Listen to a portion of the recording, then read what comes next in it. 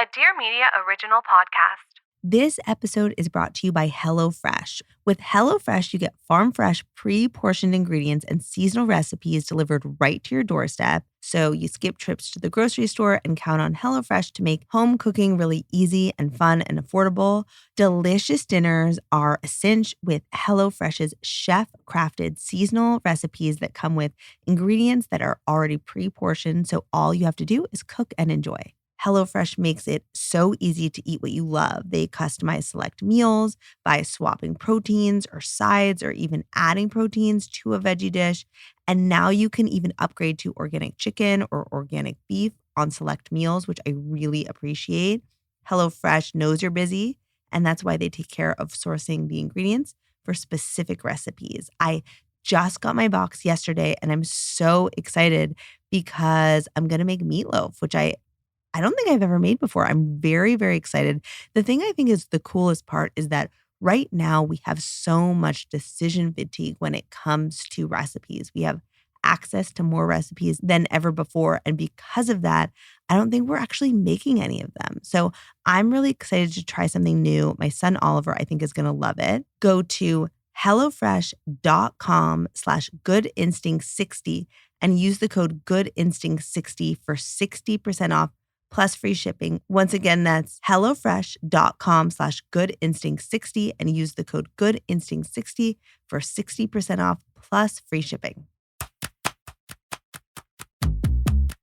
Hi, welcome to Good Instincts. I'm Shira Barlow, but you may know me as the food therapist. Join me every Monday through Friday for bite-sized episodes designed to help you close the gap between where you are right now and where you want to go. This should feel good, like really good. And it will, I promise. So today we have Dr. Sterling, OBGYN, pregnancy and postpartum wellness expert. Thank you so much for being here. Oh, thank you for having me. Something you talk about a lot is the mental load of pregnancy. And I think that it is really important. And I was wondering if you could talk a little bit about what that is, because I think that a lot of people will relate to this. Yeah, so we talk about the mental load of parenting a fair bit, but I always like to bring up the fact that this mental load begins even during trying to conceive, right? So picking the right prenatal, making sure your health is in order, making sure you're eating the right foods and you're doing the right things. And then when you actually are pregnant, it just compounds it, because in pregnancy, there's this little extra space that's created in our brain from, going to put something in your mouth or drink something or do something. There's just this pause, which, is this okay? Is this safe? And that's when you care a lot, because when you're pregnant, you care a lot about the outcome, right? This is your baby. That's heavy. All of those questions, all of those concerns, the appointments, the tests, all of it is a lot to carry. Yeah. And it's kind of like what we talk about with parenthood and all of this, which is that it's an invisible load. So unless you're talking about it and you're opening up, whether it's with your partner or your doctor or your friends or your family, no one can really know those things unless we share them. Exactly. And it's so important. It's so crucial to talk about this mental load in pregnancy, because we get used to it. We get to the point where we're so used to carrying this in pregnancy that then we transition into parenthood, and it's just taking on all the mental load of being a primary parent, or parenthood just feels like this logical next step. And we don't, we feel the impact of it. But, if we don't question it, if we don't talk about it, then we're not able to offload some of these things from ourselves. And this mental load is very real stress on us both during pregnancy and after pregnancy. Yeah, I feel that so strongly. And when I was preparing for this interview, I was kind of poring over everything that you do. And it really brought up a lot of things for me about my own pregnancy. My son is now 4. But I remember so clearly, it was the day before I realized I was pregnant. I had gotten dental x-rays. Yeah. Mm-hmm. And I literally spiraled over that so much, because it was just like, oh my God, did I radiate my fetus and the whole thing? And I was wondering, with that and kind of reducing stress in pregnancy, what are things you would tell someone, whether they're, let's say, someone who's pregnant, what Yeah. would you say to me in that moment? And how do we help support moms in that way so that obviously we're doing everything that we can to make sure our babies are so healthy, but we're also not beating ourselves up for like Yeah. these things that ultimately I think like end up being okay? But Yeah. that's for you to answer. No, it's so true. And the reality is that these little embryos and fetuses are quite resilient, Great and to know. we tend to put way more emphasis on the things that we do and less emphasis on our internal state, Mm, right? So the cortisol surges that happen when we're anxious and we're worried about the different things that we're doing, we have to think about that too.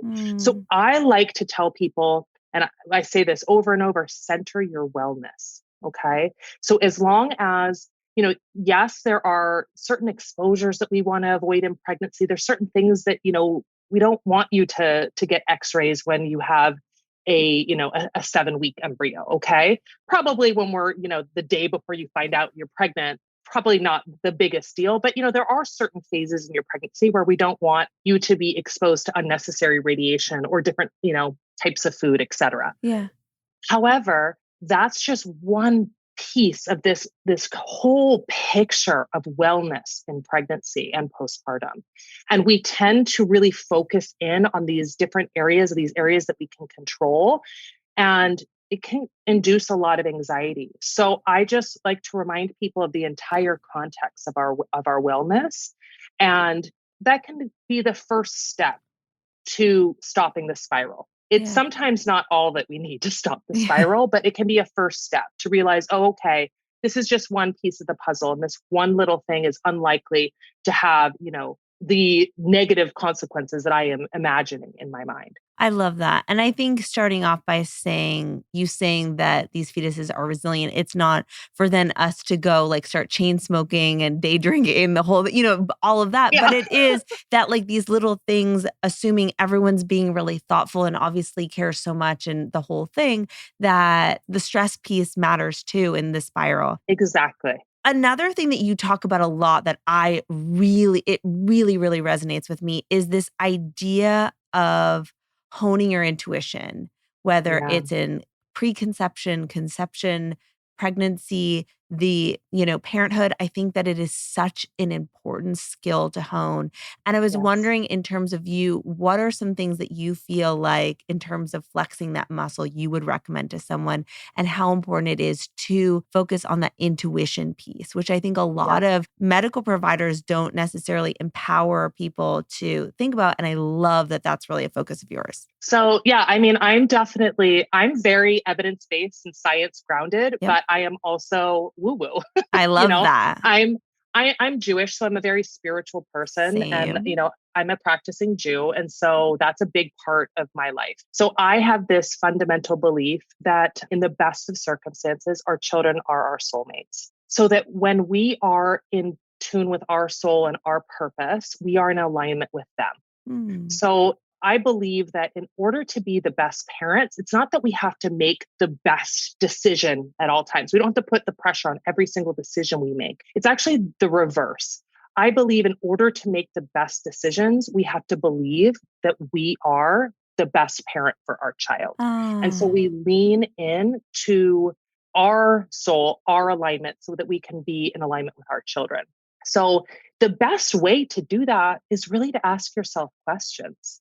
And that's always the first step. If you have a parenting question, if you have a pregnancy question, I always tell my community, ask yourself first. You might not have the entire answer, but you're going to identify the key pieces of information that you need to fill the gaps. And then you can go get the evidence-based information that you need to mm. fill that whole picture and make a decision, but always start with yourself. Oh, I love that so much. I think that's so valuable. And the thing is, especially with how much advice you get from everyone, whether it's your parents or your friends or everyone on the internet, there's so much noise and so much information. But coming back to yourself and knowing that you have the tools to figure out what's best for you and your family is so empowering. And I feel like to start the conversation from there, from a medical professional, from an OBGYN, I think that that is so incredible. Yeah. I mean, I am intensely interested in the development of the mother. Because in pregnancy and postpartum, our brains are quite literally rewiring. Okay. We are becoming different versions of ourselves. Wow. And so I want to help people do that in a very intentional way. If your brain's going to rewire, right? If you're going to go through this massive transformation, this massive development of self, let's help you do that in a way that feels really good to you. Mm. And so that you're becoming the mother, the person, the parent that you want to be. And so when we focus on the external, checking all of the boxes and doing everything the right way, and we're not tuning into ourselves, we can be pulled further away from ourselves. Oh, look what she's doing over there. Oh, look what my mom did. And that's why this belief that our children are our soulmates, I think is so empowering. Even if you don't really believe in the concept of soulmates, that's totally okay. No, I It's think really it's a belief that beautiful. functions. Yeah. And so when you believe this, then it gives you this strength to say, you know what? This is an alignment for me. So this is going to be an alignment for my child because this child is my soulmate. They're here with me for a reason because I'm the right parent for them. I think listeners at home are going to be really happy to hear someone like you say that because that is it really is empowering. I feel like with that, in terms of preparing your body for pregnancy, I Yeah. know a ton of people, a ton of peers of mine, friends. I know a lot of listeners have written in and been curious about this. There's so much information, especially for people who have had pregnancy loss. There is a Yes. lot of information out there, and it's hard to know what exactly you should be doing.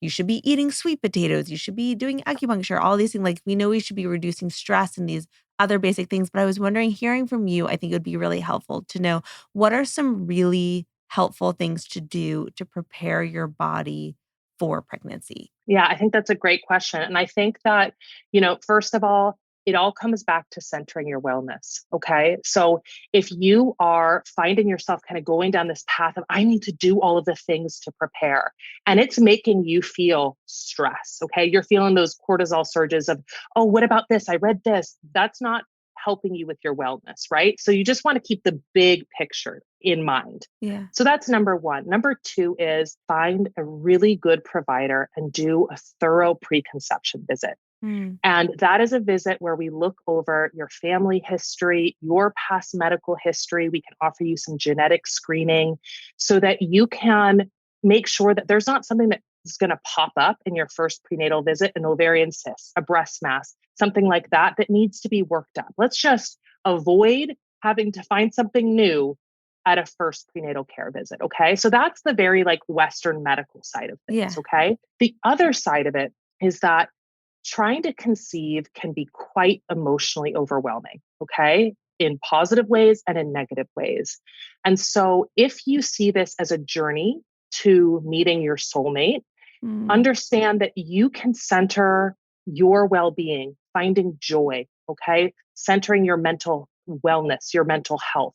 All of these things can be about you developing and growing into the person that you need to be to both go through pregnancy and become a parent, because pregnancy can be incredibly difficult. I've had 3 very challenging pregnancies. Mm. So I always caution people away from being really worried about doing everything right and move them more towards a gentle way of looking at their whole selves and preparing their whole selves, their relationship, their friendships, all of it, and Mm. feeling good. Like, I want you to feel good in your life as you embark on this journey, because sometimes, there's difficulty with trying to conceive. There's pregnancy loss. There's challenging pregnancies. So I just want to help people have a really strong foundation to begin with, and then have the support they need as they move through it.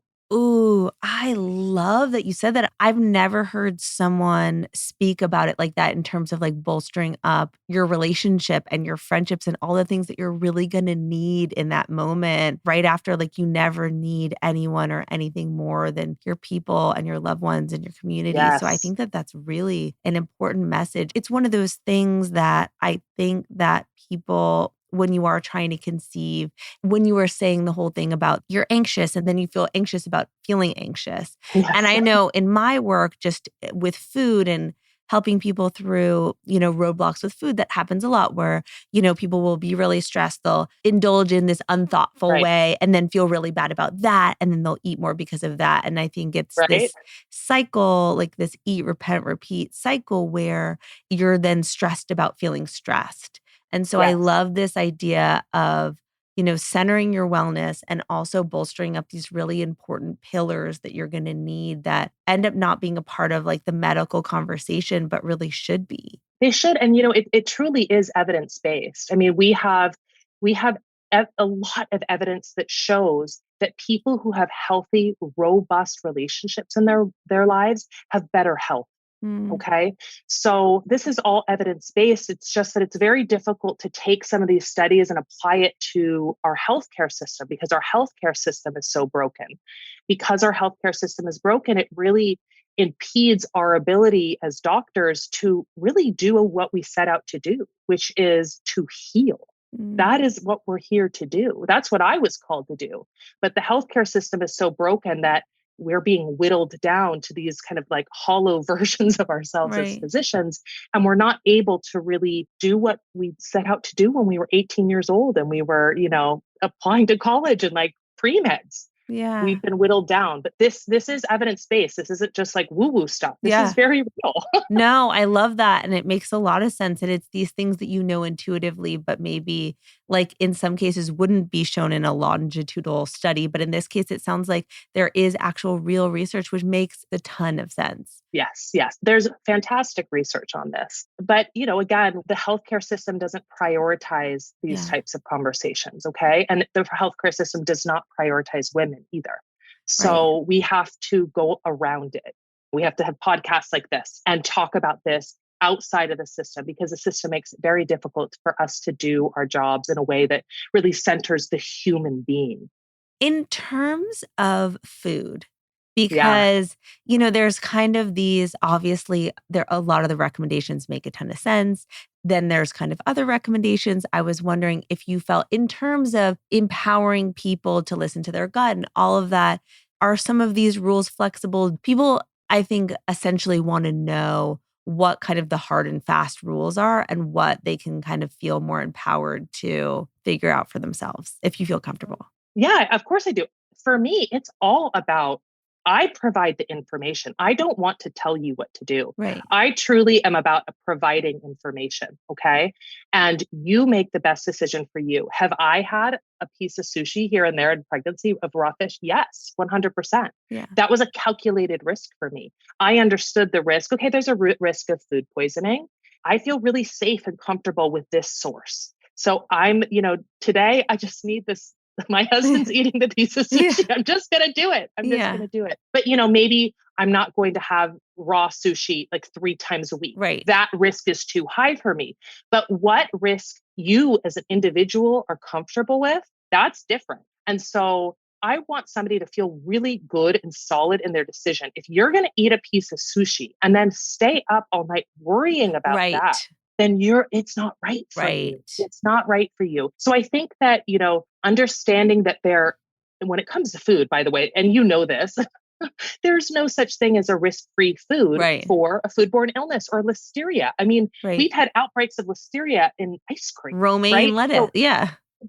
exactly. So there is no risk-free food in pregnancy or outside of pregnancy. It's about where do I feel comfortable with that risk? Somebody who is like craving a deli sandwich and Yeah. it's, they Yeah. going to the same place since they were a little girl and they just like, oh my gosh, they just want that sandwich. Yeah. Okay. Yes, there are risks to that, but there's a risk to all the foods you eat. It's slightly higher with deli meat that hasn't been heated to the point where it's smoking. Yeah. It's slightly higher. Yeah. But are you going to eat that and feel really good? Or are you going to eat that and be worried about it afterwards? And how well do you know your source? So yes, I think it's very reasonable to understand what the risks are and then to make a decision for yourself. I I think love that that. of course, the CDC and the American College of Obstetricians and Gynecologists, they're going to set hard and fast rules because they can't have that discussion with you. Right. So I understand why they have a firm like, know this, because they're trying to make a rule for everyone. Right. But as individuals, we can take the information and then make a decision for ourselves. I really love that because I think it goes back to the self-knowledge piece of like knowing yourself. And it's like, if you're going to stay up all night worrying about this thing that you had some deli meat, then like, please don't. Because then, Yes, then it wasn't it's worth not it. worth it. In the Yeah. same way with food, and I always talk about these like thoughtful, conscious indulgences. Like if you really want the piece of cake, then take the piece of cake and put it on a plate and enjoy the shit out of it and move on. But if Yes. like you're gonna be Yes. like, oh my God, why did I do that? Da da da, and go to this whole spiral, then like please don't, because Yeah. you didn't even enjoy it. So I Yeah. think that that's really lovely, just in terms of, and again, we're not saying do this or do that, but it's like knowing yourself, knowing, in terms of taking risks. Again, these are like, we're not talking about like big, crazy, terrible health risks. Please don't binge drink or Please smoke don't or binge do drink cocaine. no drugs, thank you. But I do feel like, having this conversation so that people don't feel like, so much stress around these things. And then I feel Yes. like there's not a lot of conversation in this way with someone like you. So I think that that's really, really helpful and beautiful. Oh, of course. This was so good. Dr. Sterling, this was so helpful. I feel like people are going to really benefit from this. It's such a balanced approach. And I feel like maybe we'll have to have you come back eventually if you're up for it. I would love that. I would love that. Thank you so much for having me. Of course, where can we find you? So I am Dr. Sterling OBGYN on both Instagram and TikTok. And I talk about the same things there on those social media platforms that we've discussed here today. Amazing. Thank you so much. Yeah, of course. Thank you so much for listening to Good Instincts, hosted and written by me, Shira Barlow. You can find me on Instagram at Shira_RD. Good Instincts is a Dear Media daily. This episode is brought to you by HelloFresh. With HelloFresh, you get farm fresh, pre-portioned ingredients and seasonal recipes delivered right to your doorstep. So you skip trips to the grocery store and count on HelloFresh to make home cooking really easy and fun and affordable. Delicious dinners are a cinch with HelloFresh's chef-crafted seasonal recipes that come with ingredients that are already pre-portioned. So all you have to do is cook and enjoy. HelloFresh makes it so easy to eat what you love. They customize select meals by swapping proteins or sides or even adding proteins to a veggie dish. And now you can even upgrade to organic chicken or organic beef on select meals, which I really appreciate. HelloFresh knows you're busy, and that's why they take care of sourcing the ingredients for specific recipes. I just got my box yesterday, and I'm so excited because I'm going to make meatloaf, which I don't think I've ever made before. I'm very, very excited. The thing I think is the coolest part is that right now we have so much decision fatigue when it comes to recipes. We have access to more recipes than ever before. And because of that, I don't think we're actually making any of them. So I'm really excited to try something new. My son, Oliver, I think is going to love it. Go to HelloFresh.com/GoodInstinct60 and use the code GoodInstinct60 for 60% off plus free shipping. Once again, that's HelloFresh.com/GoodInstinct60 and use the code GoodInstinct60 for 60% off plus free shipping.